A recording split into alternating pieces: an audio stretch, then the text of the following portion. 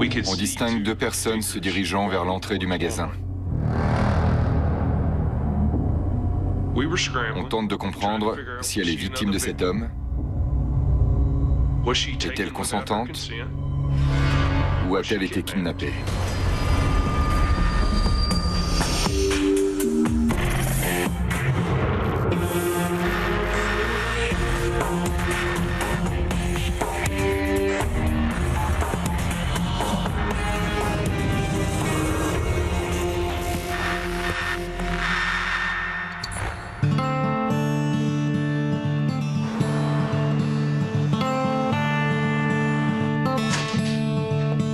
Le petit-déj est prêt.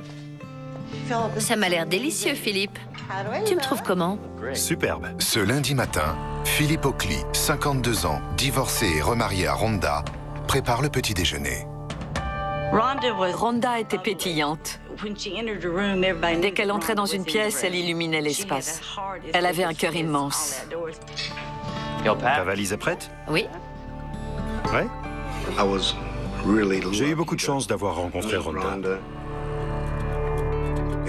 C'était ce que je considérais comme étant le plus proche d'un mariage parfait. Tout ce dont je rêvais. Bonjour les enfants. Vous voulez des œufs? Avec plaisir. Bien sûr.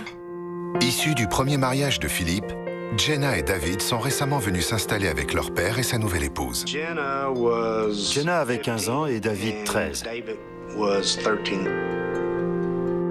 Jenna ne s'entendait pas bien avec sa mère. Elle m'avait appelé pour me demander si elle pouvait venir vivre avec moi. Qu'en pensez-vous, les enfants? Rhonda se donnait à fond pour mes enfants. Elle aurait tout fait pour eux. Chérie, je dois y aller. Je sais. Rhonda doit s'absenter 24 heures pour assister à une réunion de travail à Louisville, dans le Kentucky.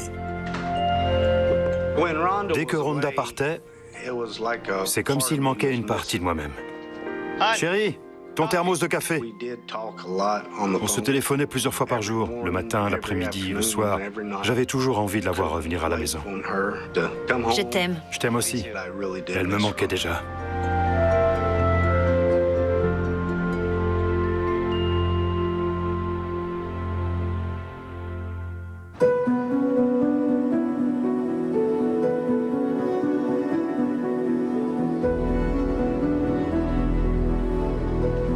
Demain après-midi, David Oakley revient de sa journée d'école.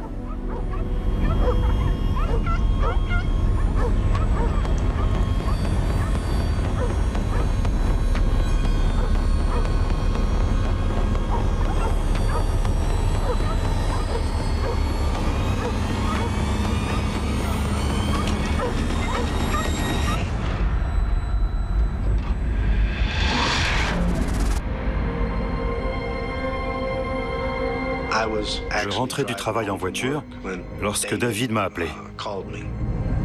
Salut David. J'ai tout de suite su que quelque chose n'allait pas, car il n'arrêtait pas de pleurer. Calme-toi, qu'est-ce qui se passe? Il n'arrivait pas à se contrôler. Je me souviens qu'il a dit « Papa, Rhonda est partie ». Je ne pouvais pas y croire, vous savez.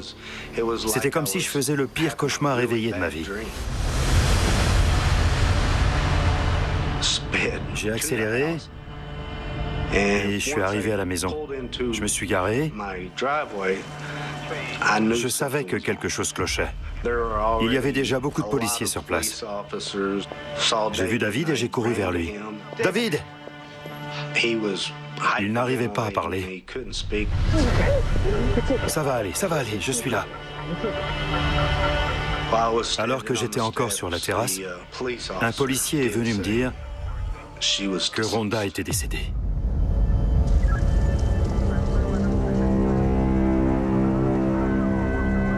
L'inspecteur Frank Thornberry, de la police de l'État du Kentucky, arrive sur place.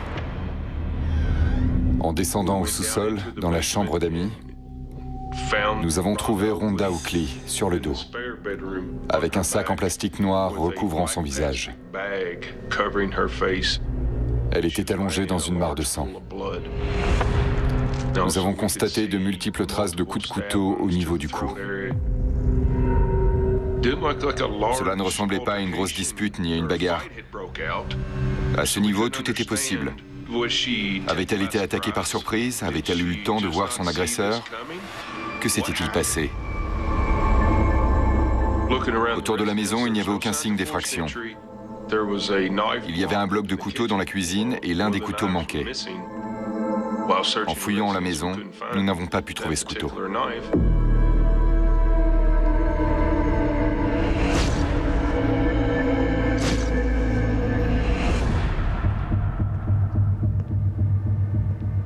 Il y avait deux chambres au sous-sol. Jenna Oakley en occupait une, et l'autre était une chambre d'amis. En examinant la scène de crime, nous avons constaté que quelqu'un avait vomi dans la poubelle de la chambre de Jenna Oakley.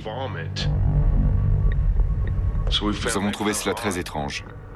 C'est là que nous nous sommes demandé où était Jenna.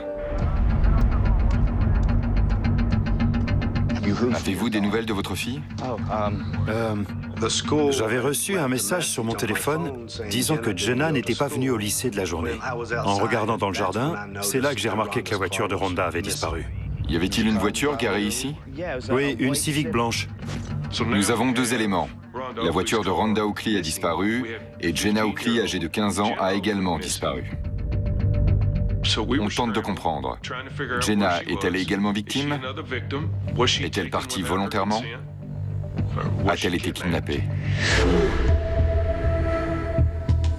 Les agents de police arpentent la rue si tranquille où vit la famille Oakley. Sur les affaires de crime, nous faisons toujours ce que nous appelons une enquête de voisinage. Bonjour madame. Nous repérons les maisons équipées de caméras de sécurité. La vidéosurveillance est extrêmement importante dans une enquête. Vous n'avez plus besoin d'un témoin oculaire. Vous avez l'information devant vous. C'est une pièce essentielle du puzzle. Dans ce cas, malheureusement, nous n'avons trouvé aucune vidéo de sécurité. Mais il fallait continuer l'enquête. Il fallait avancer. Je suis donc allé voir la voisine chez qui David Oakley s'est réfugié après avoir découvert sa belle-mère. Dites-moi ce que vous savez. Je me trouvais dans le jardin quand j'ai vu le petit David courir vers moi en criant, en hurlant et en disant que sa belle-mère était morte. Avez-vous vu quelqu'un d'autre ici aujourd'hui? Je n'ai vu personne de la journée. Avez-vous entendu quelque chose chez vos voisins? Eh bien, Rhonda avait des problèmes avec Jenna. Elle voulait l'aider à la sortir de cette situation. Quel genre de problème avec Jenna? Elle avait rencontré un garçon plus âgé qu'elle. C'est Rhonda qui vous l'a dit? Oui, il y a 2 mois environ, mais je ne sais rien d'autre. Quand on apprend qu'une jeune fille de 15 ans a une relation amoureuse avec un garçon plus âgé qu'elle, évidemment, cela nous intrigue. Les policiers appellent Philip Oakley pour un entretien et l'interrogent sur ce jeune homme plus âgé qui sort avec Jenna. Elle était folle de ce garçon, mais elle ne m'a pas donné beaucoup d'informations. Philippe a commencé à nous parler de Kenneth Nye, un jeune homme de 20 ans. Quand elle m'a révélé son âge, ça m'a choqué. Donc nous avons un jeune homme de 20 ans qui a une relation avec une adolescente de 15 ans. Cela soulève beaucoup de questions. Si vous êtes prêt à avoir une relation amoureuse avec un mineur, qu'est-ce que vous êtes prêt à faire d'autre? Nous avons tout de suite privé Jenna de son portable et de son ordinateur. Et j'ai demandé à Kenneth de ne plus jamais contacter ma fille. D'accord.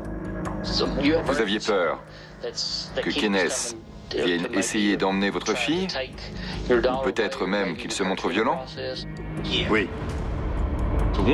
Une fois que nous avons découvert cette relation interdite, nos recherches se sont concentrées sur Kenneth Nye. Jenna est-elle détenue contre son gré? Rhonda a-t-elle surpris ce jeune homme en train de kidnapper Jenna?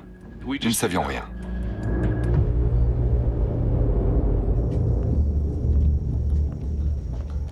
Nous avons découvert que Kenneth Nye était en fait stationné à Fort Carson, dans le Colorado. J'ai donc appelé sa caserne pour obtenir des informations. Bonjour, ici l'inspecteur Frank Sandberry. J'ai découvert que Kenneth Nye avait quitté l'armée le 31 août. car il n'avait pas réussi les épreuves physiques pour être intégré. Lorsqu'on apprend que Kenneth Nye a quitté l'armée la veille du jour du crime, toutes les alertes virent au rouge. Savez-vous où il se rendait? Il a été accompagné à l'aéroport dans le Colorado, où on lui a donné un billet d'avion pour l'Indiana. Il a quoi? C'est la dernière fois qu'il avait été vu. D'accord, merci. J'ai découvert qu'entre le Colorado et l'Indiana, Kenneth Nye avait changé d'itinéraire. Et qu'il était arrivé le 31 août à l'aéroport Bluegrass de Lexington, Kentucky. Alors pourquoi avait-il changé de destination? J'ai donc immédiatement contacté l'aéroport de notre ville. J'aimerais avoir accès à vos images de surveillance.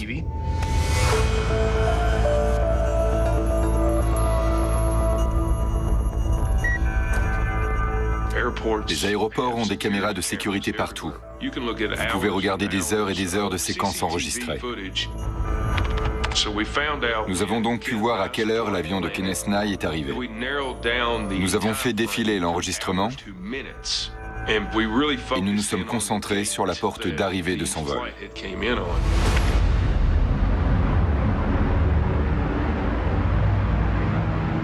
Il devrait se trouver dans le terminal maintenant. Nous avions une description générale et une photo de Kenneth Nye, mais nous ne savions pas ce qu'il portait. Arrêtez l'image. Retournons en arrière.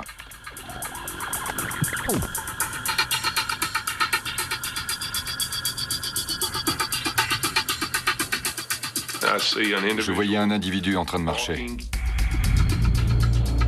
Il portait une sorte de sac polochon, peut-être un sac militaire. C'est lui. Après un examen plus approfondi, j'ai pu formellement identifier Kenneth Nye. Il portait un jean bleu, un sac à dos et un t-shirt Race to Life. Où se dirige-t-il? Changez d'angle, s'il vous plaît.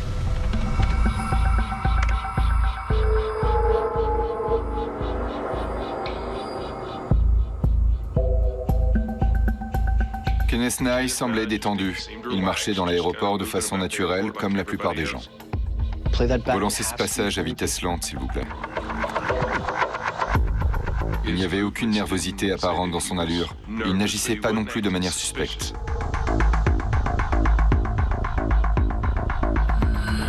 Où est la caméra suivante?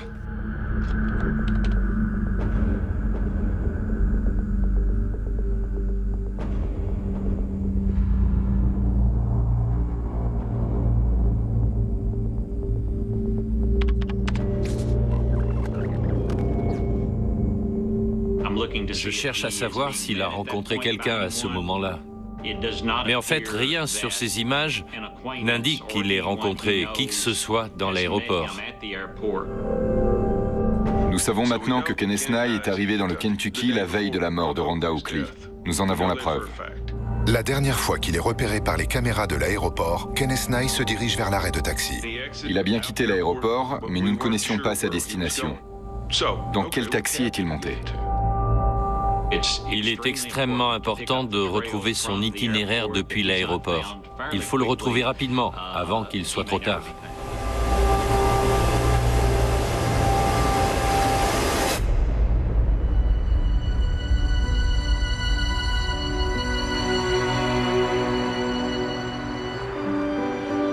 Toujours sous le choc du décès brutal de sa femme, Philip Oakley téléphone à sa mère.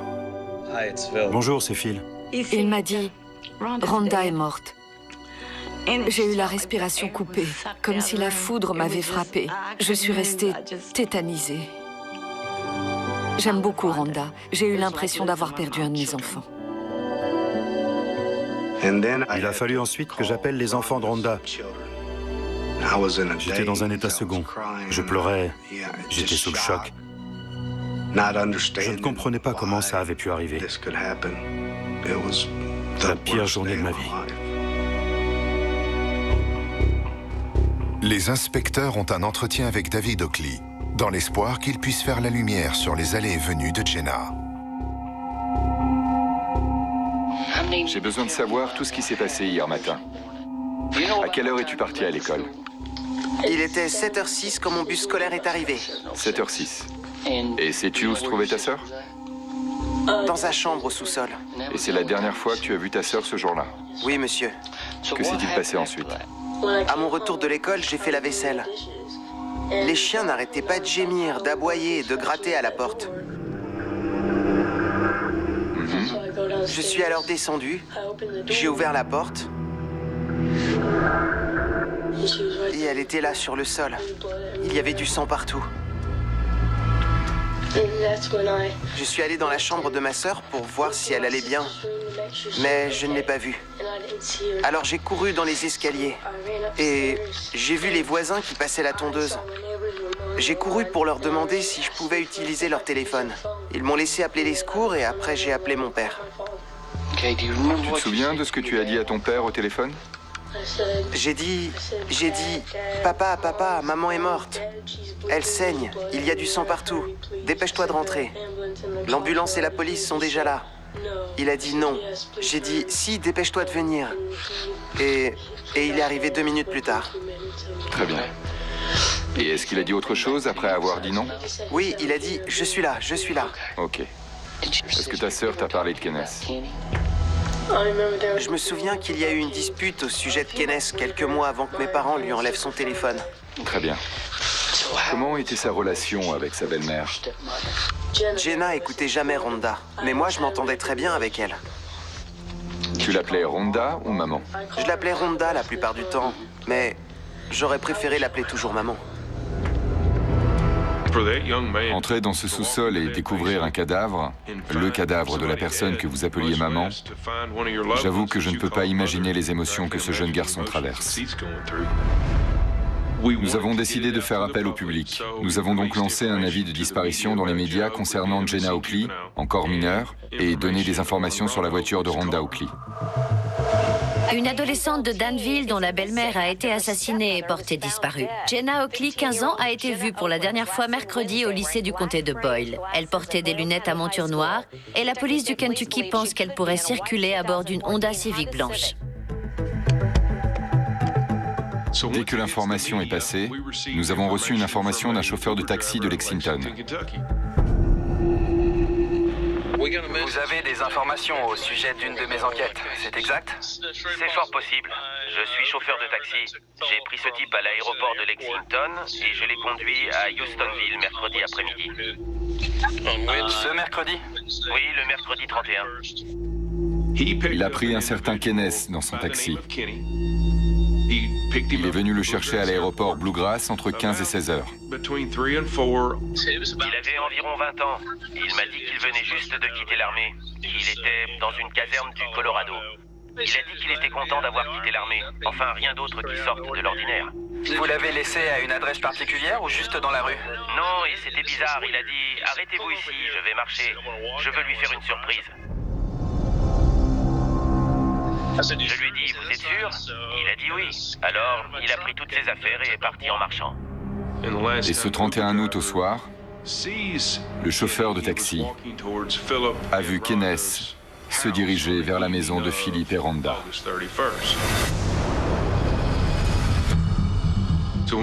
À présent, nous devions découvrir ce qui s'est passé entre la soirée du 31 août et la mort de Rhonda Oakley, découverte en début d'après-midi le 1er septembre. Inspecteur Sandberry? L'appel des médias porte rapidement ses fruits.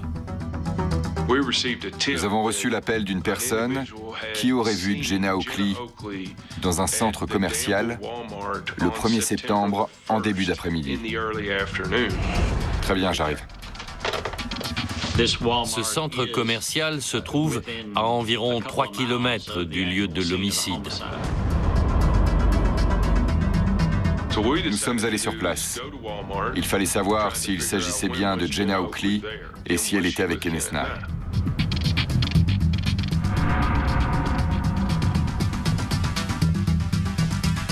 Nous avons besoin de voir vos enregistrements aux environs de 15 heures. Si nous pouvons obtenir la vidéo, alors nous pourrons constater s'ils sont ensemble et s'il y a une contrainte ou bien une entente entre ces deux jeunes gens. Vous avez des caméras qui couvrent le parking?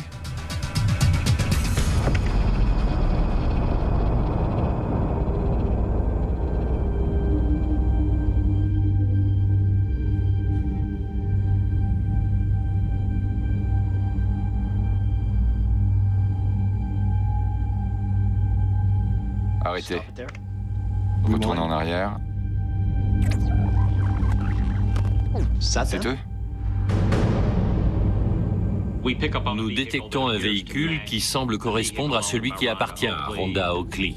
Le véhicule traverse le parking. Vous pouvez passer à la caméra suivante, s'il vous plaît?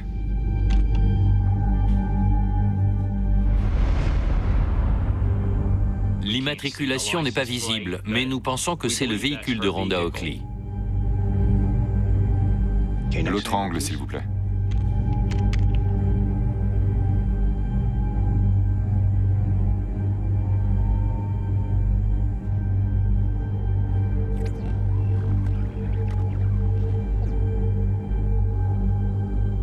Le véhicule se gare derrière les arbres. On ne sait pas encore si les occupants vont en sortir.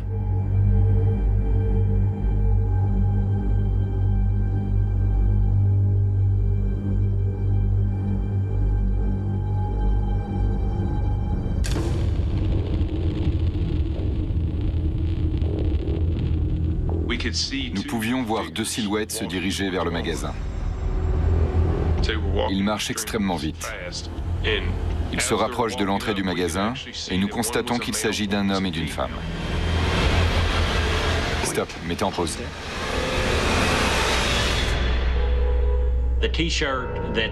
On voit que le t-shirt de l'individu aux abords du magasin semble correspondre à celui que portait Kenneth Nye lorsqu'il a été filmé à l'aéroport de Lexington.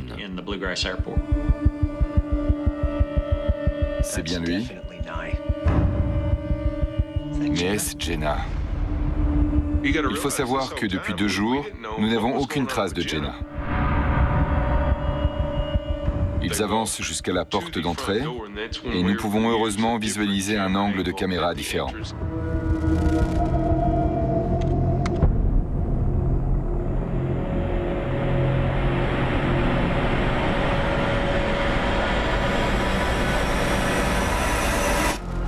Il s'agit bien de Kenneth et Jenna. Nous sommes enfin en mesure d'identifier Jenna Oakley qui entre dans le magasin en compagnie de Kenneth Nye. À ce stade de l'enquête, nous sommes au moins rassurés sur un point. Jenna n'a pas été victime d'un homicide. Nous avons au moins la confirmation qu'elle est saine et sauve. Pouvez-vous passer sur la caméra face à l'entrée?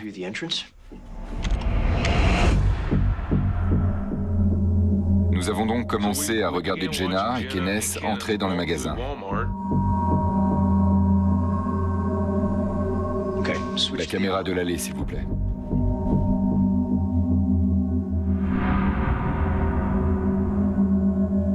Revenez en arrière. En étudiant ces images, nous avons remarqué quelque chose de bizarre.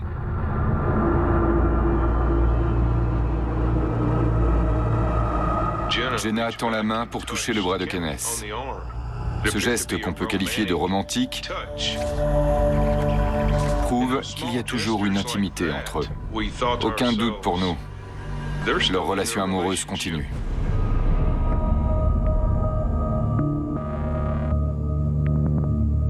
Sur ces images, rien n'indique que Jenna est sous la contrainte, ni qu'elle est là contre son gré.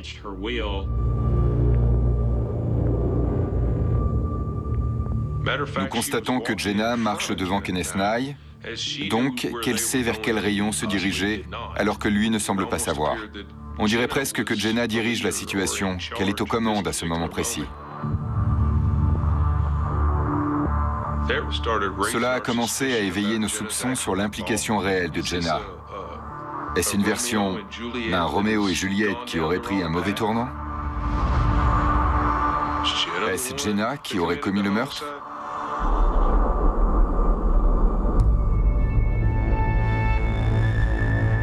Que font-ils dans ce magasin? Que vont-ils acheter? Nous voulons connaître tous les détails et faisons défiler la vidéo image par image.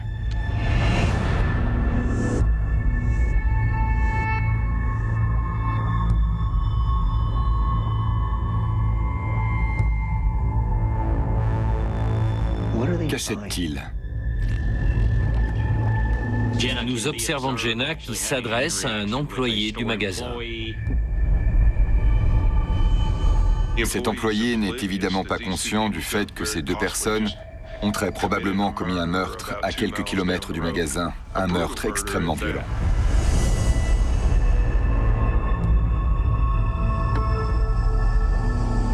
Passez sur les caisses, s'il vous plaît. Elle a acheté un chargeur de téléphone portable, ce qui a de grandes chances d'indiquer qu'ils ont l'intention de faire de la route.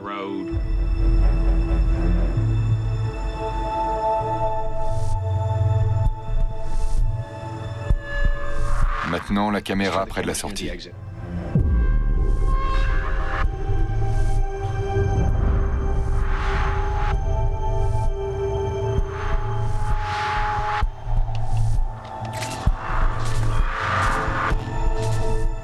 Ils ont l'air d'hésiter, de vouloir retourner dans le magasin. Ils ont l'air extrêmement nerveux. Ils se déplacent rapidement. Passez sur la caméra du parking maintenant.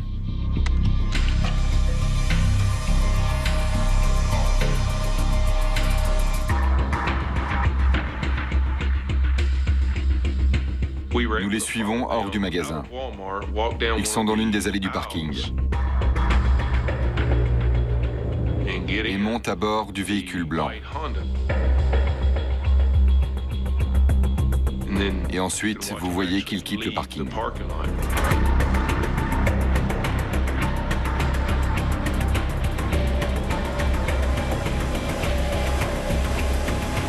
Nous ne savons malheureusement pas la direction qu'ils prennent. Nous n'en avons aucune idée. Les enquêteurs vont alors tracer le portable de Kenneth Nye. Les forces de l'ordre vont se baser sur la localisation du téléphone pour retrouver l'endroit exact où se trouve Kenneth Nye.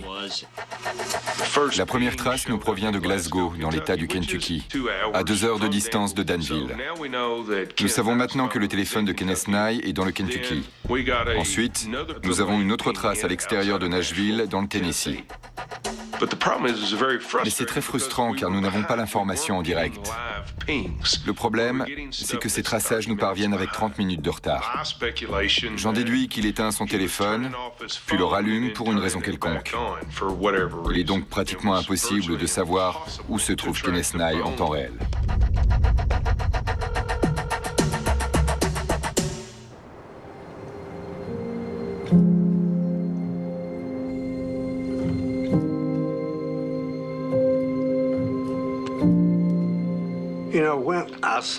En regardant la vidéo de Jenna et Kenny ensemble dans ce magasin, j'ai eu l'impression de recevoir un coup de poing dans le ventre.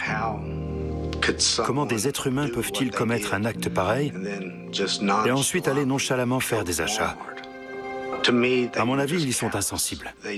Ils se moquent de tout. Mon fils a été choqué au plus haut point. Il était dévasté. Il ne voulait pas croire que Jenna ait pu faire une chose pareille. Je me faisais un sang d'encre pour Philippe et mon petit-fils. Vu l'état d'esprit de Jenna et de ce garçon, j'avais peur qu'ils s'en prennent à quelqu'un d'autre. J'avais très peur qu'ils reviennent et tentent de me faire quelque chose ou de s'attaquer à mon fils. Une révélation semble confirmer les pires craintes de Philip Oakley.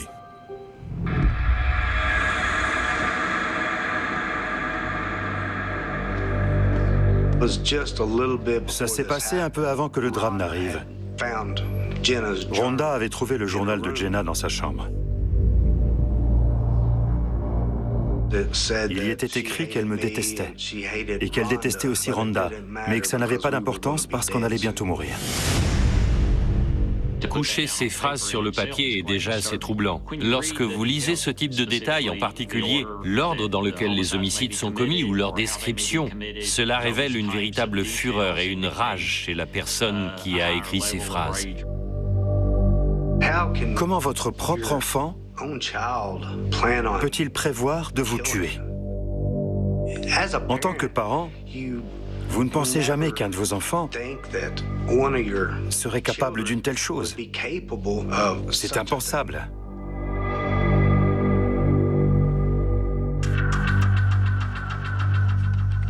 Nous continuons à tracer le téléphone de Kenneth Nye. Il est maintenant évident que le couple se dirige vers l'ouest. Mais pour chaque retour de traçage, nous avons entre 30 minutes et 1 heure de retard sur leur réel. Nous nous sentons impuissants. Notre but est maintenant d'élaborer un plan pour pouvoir les arrêter et les interroger. Se dirigent-ils spécifiquement vers l'ouest, la Californie ou vers le Mexique? S'ils décident de traverser la frontière, on craint de ne jamais les retrouver.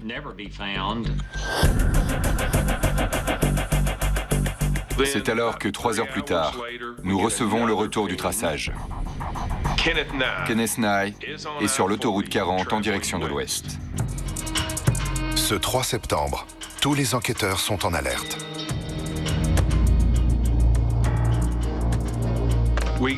Nous avons 2 traces de téléphone dans la même localité au cours des 2 dernières heures.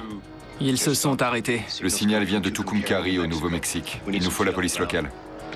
Nous contactons les policiers de Tucumcari en les informant que nous recherchons ce véhicule.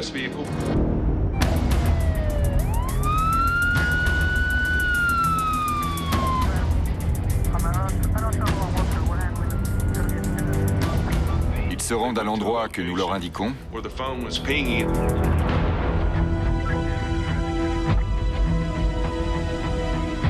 Mais ne trouvent rien. Soudain, un agent détecte un véhicule blanc immatriculé dans le Kentucky. Centrale, ici le 26 Roméo. Cap sur le 206. Les renforts sont à quelques secondes de là.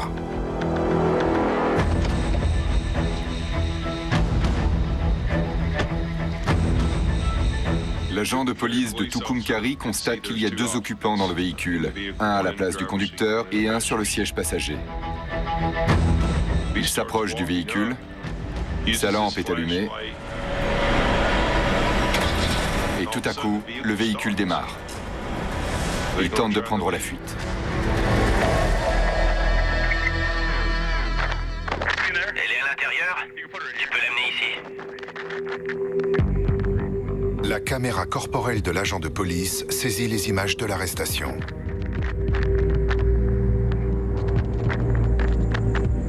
D'accord.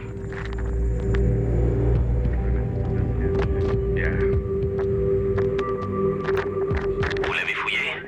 Non? J'ai déjà vidé mes poches. Vous n'avez que 2 poches, d'accord. Rien d'autre? Non. Non? D'accord. Vous avez vos papiers? Non. Pas de papier. Votre nom? Jenna. Jenna. Oakley. Oakley? D'accord. Le nom de votre petite amie, c'est votre petite amie? Oui, c'est Kenny. Kenny? Kenny Nye? Nye. Kenny Nye, d'accord. D'accord.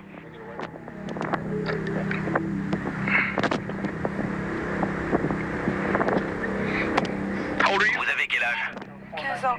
15 ans.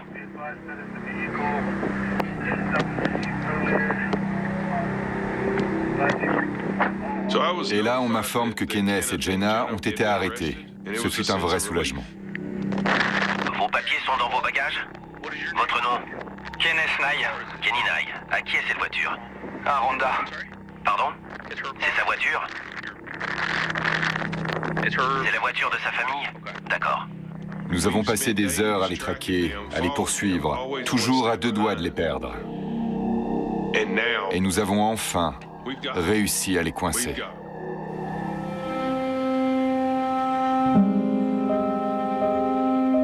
À Danville, Philip Oakley a beaucoup de mal à accepter l'implication de Jenna. Nous lui disons que nous pensons qu'elle a aidé à commettre le crime.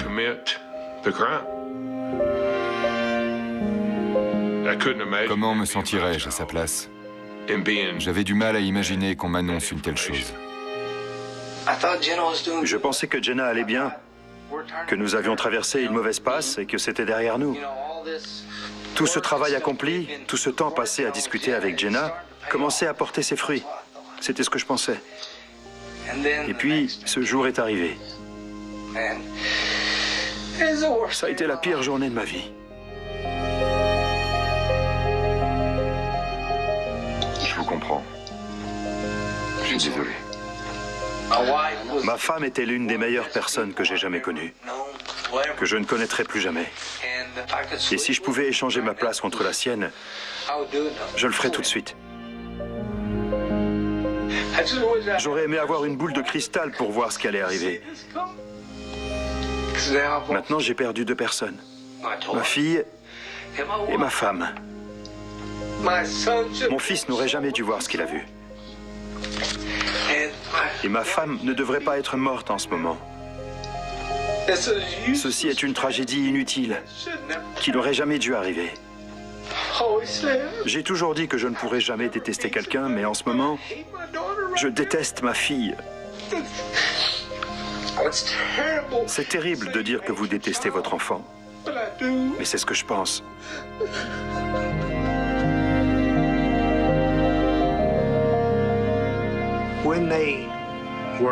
Quand ils les ont arrêtés, j'étais soulagé, mais j'étais tellement en colère envers Jenna. J'ai perdu ma fille, parce que je sais qu'elle ira en prison. Même si vous aimez vos enfants, il y a certains de leurs agissements que vous ne pouvez pas aimer.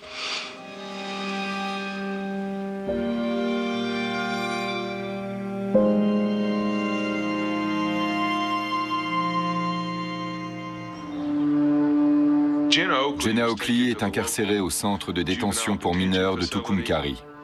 Quant à Kenneth Nye, il est conduit à la prison du comté.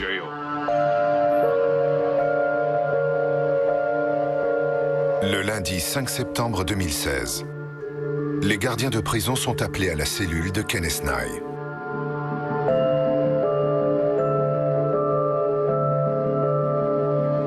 Il a essayé de se pendre. Il était encore en vie lorsqu'il a été retrouvé, mais il a finalement succombé à ses blessures.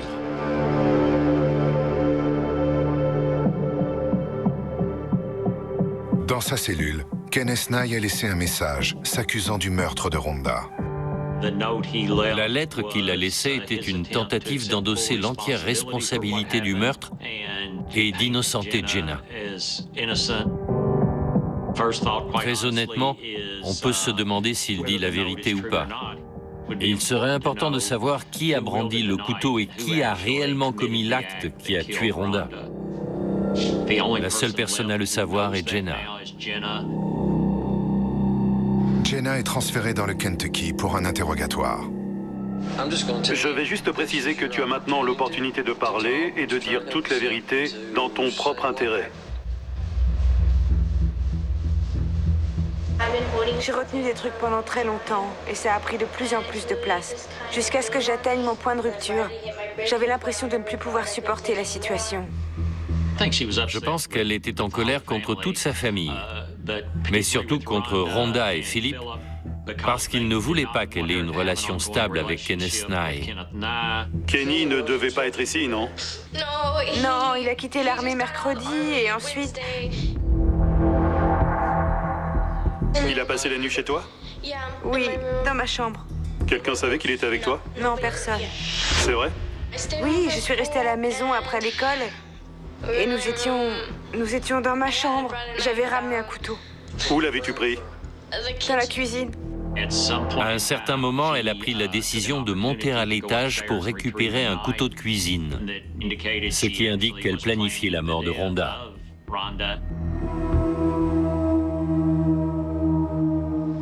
Jenna, tu as dit tout à l'heure que ce n'était pas planifié, c'est vrai? Oui. J'ai retrouvé ton journal intime. Oui, je sais, on me l'a dit. Tu as écrit qu'il serait mort dans pas longtemps. Je sais. J'étais très en colère quand je l'ai écrit.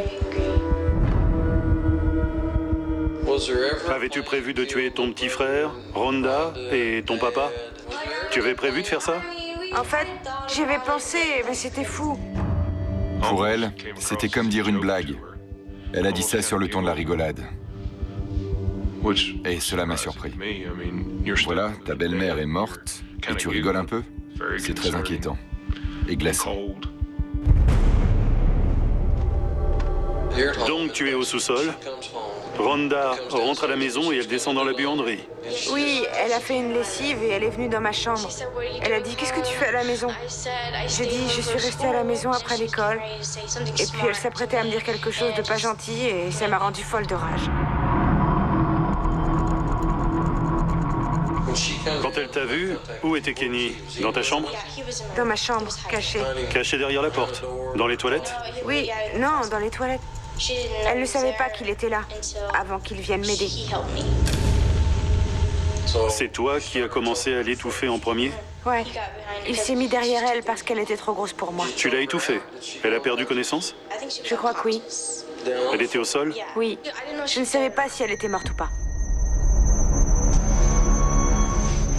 Il m'a aidé à traîner son corps dans ma chambre. Ensuite, j'ai mis le sac poubelle sur sa tête. Mais avant, j'avais aussi scotché sa bouche pour l'empêcher de respirer.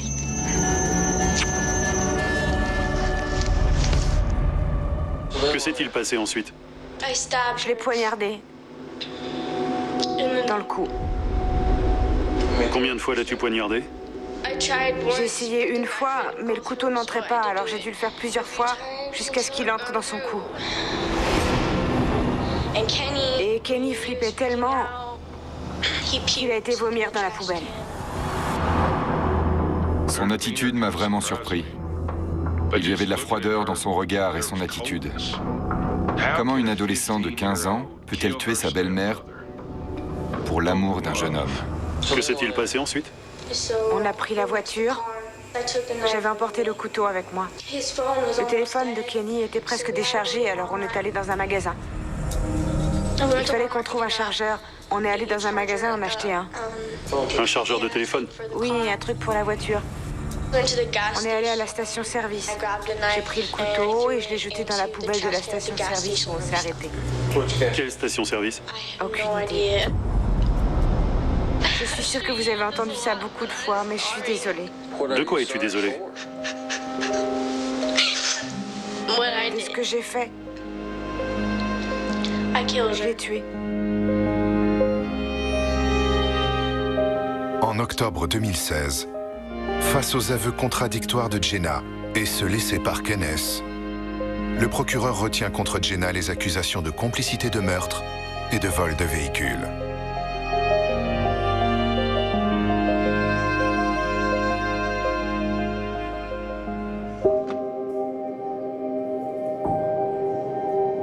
Dans l'attente du procès, Philippe appelle sa fille pour obtenir des réponses. Jenna, je ne comprends pas ton geste. Et il n'y a que toi qui peux m'expliquer. Pourquoi t'as fait tout ça? J'en sais rien. On l'avait même pas planifié. Jenna, ça n'aurait jamais dû arriver. Qu'est-ce que tu veux? Qu'est-ce que tu veux dire par là? Qu'est-ce que tu veux? Qu'est-ce que tu veux? Je veux que ma femme revienne.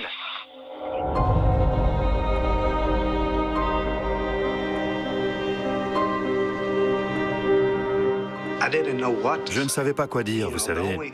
La seule chose que je pouvais dire, c'était pourquoi. Jenna a toujours été une enfant adorable. Et rien que de penser que cette petite fille a été capable de faire ce qu'elle a fait, ça me brise le cœur.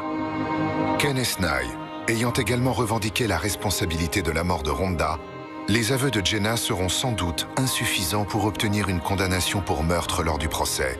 Le procureur propose donc un accord de plaidoyer. Le 27 mars 2019, Jenna Oakley est condamnée à 15 ans de prison pour homicide involontaire et vol au premier degré.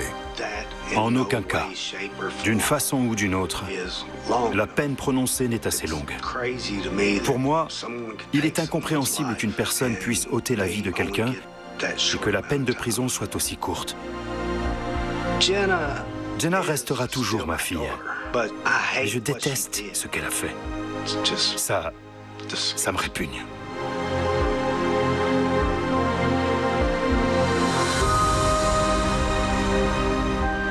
Pour tous ceux qui ont connu Rhonda, qui l'ont aimée, son souvenir restera dans nos cœurs à jamais. L'héritage de Rhonda est celui du rire, de la camaraderie, de la douceur, de l'attention envers les autres. C'était une femme merveilleuse. De Rhonda, tout me manque. Pouvoir la prendre dans mes bras me manque.